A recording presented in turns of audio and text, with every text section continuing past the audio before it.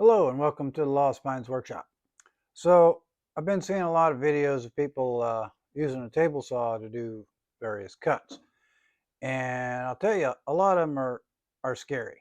Um, People standing directly behind the blade, standing over here to the right side of the fence, trying to push their material through. Um, Blades too low, blades too high, a lot of dangerous activity. So I wanted to just briefly look at and discuss proper setup and operation to rip cut a piece of wood on a table saw. So first note on safety, for the purpose of this video, obviously I've removed my blade guard. The riving knife is still in place, but the blade guard itself has been removed. So you get a new table saw and it comes, all new table saws come with a push stick that's shaped similar to this, right? I made this up because I threw the factory one away the same day I got it. And the reason that I did that is because of the angle of attack that it gives you when feeding your material. You don't have a lot of control of the piece of wood that you're pushing, right? It gives you there's no downward pressure on the front end. I just don't like it. I think the factory push sticks are unsafe. So take it and throw it away. All right, make yourself or purchase one. There's lots of them out there.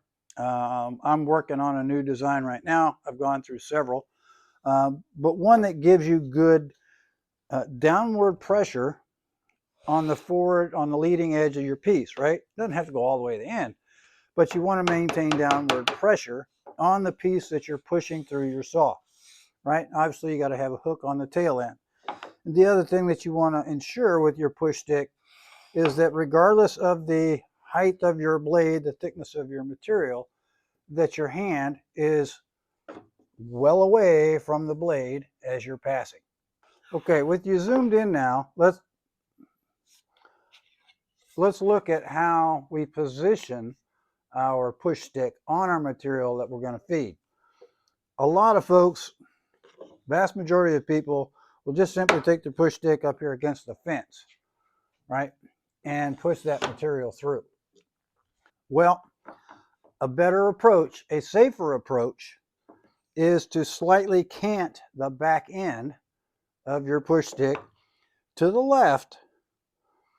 The nose is still up here on the fence, but the back end is kicked to the left a little bit. That enables me, get this blade out of the way. That enables me, I'm applying pressure here, right, to the board itself. As I push it through, I'm pushing the board into the fence. Rather than if I'm flat against the fence, I have the potential to drift off of the fence. Where this way, I'm always pushing it into the fence, which is where we want it. So now let's talk about blade height. What height should the blade be in order to properly cut through this piece of material? Well, there's lots of opinions on this, and I may get some pushback, and that's okay. But the blade, raise this up. All right, so the blade consists of these cutters, right, at the top. And on this particular blade, it's 1/8 of an inch wide, and the actual cutting portion of the blade itself is 3/16 to 1/4 of an inch long, top to bottom. Okay, you notice the direction of rotation is towards us. So the cutting action is taking place along that cutting tip. Down at the bottom, the little U-shaped part here, at the bottom of each tooth, that's called a gullet. What we want in our blade height, all right, this is a piece of 3/4 inch material. We want to set our blade height so that the gullet, and I'm ripping a board, right? My gullet is right at or slightly above the top of my workpiece.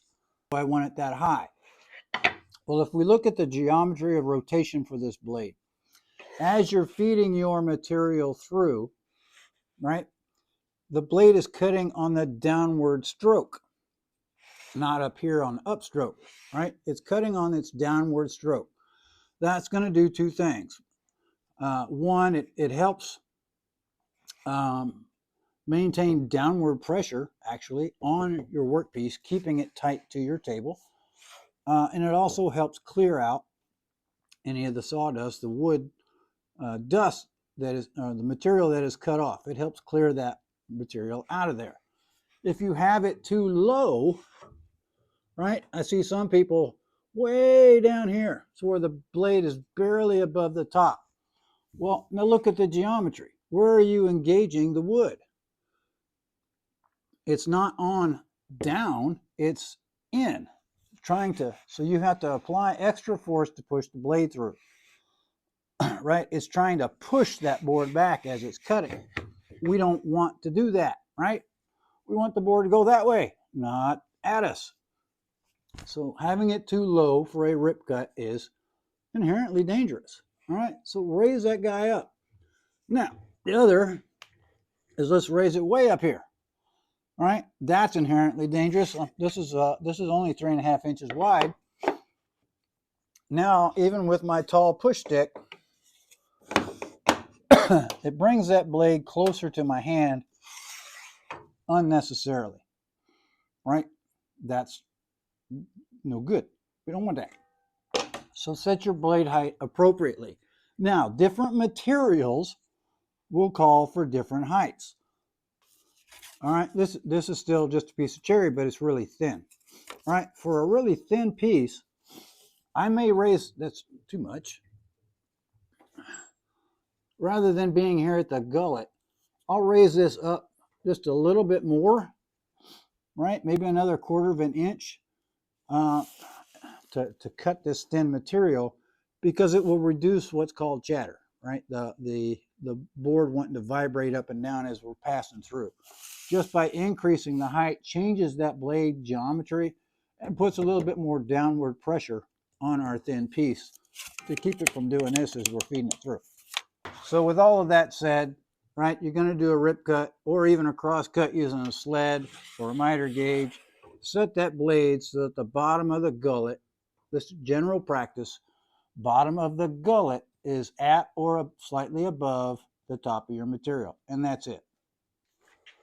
Okay, lastly is body position. Where should I stand to feed this piece of material through my table saw? Do I want to stand directly behind it? No, because if something bad goes happen, I'm going to eat it, right? Don't stand here. Do I want to stand over here and feed my material through, right? By hand or with a push stick like this? No, because I can't apply that. I can't keep that, even with the push stick at an angle. I can't apply the appropriate force to keep this material tight to the fence as I pass through. Am I safe? Yeah, I'm out of the line of fire. But because of my body position as I feed through here, as I get towards the back end of the blade, I am more likely to push it in to the blade than I am to keep it tight against the fence. Right side of the fence. All right, so where? Well, the proper body position is left of the blade, right? Out of the line of fire. This gives you good control, right? Maintaining your pressure against the fence as you pass through.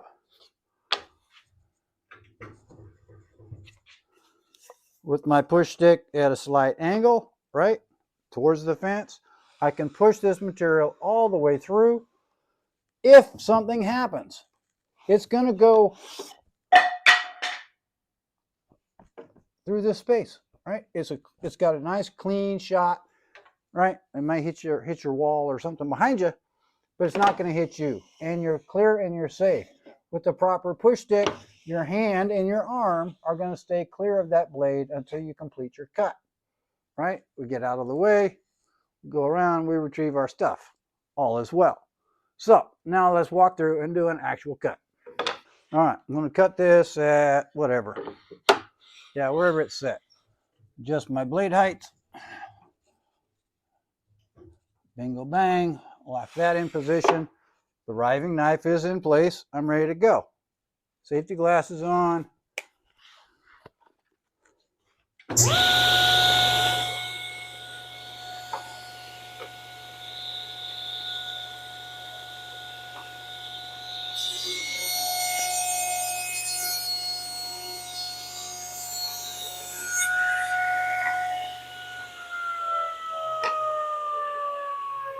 Done. Okay, so notice two things. My material's laying over there, as is my cutoff. This cutoff piece stayed right here next to the blade and against the riving knife. I turned the saw off. It's still sitting there. But now it is safe to remove this material away from the blade and retrieve my piece. That is a proper rip cut on a table saw that is safe. All right, y'all stay safe out there. I hope this video helped. Have a great day. We'll see you down the road.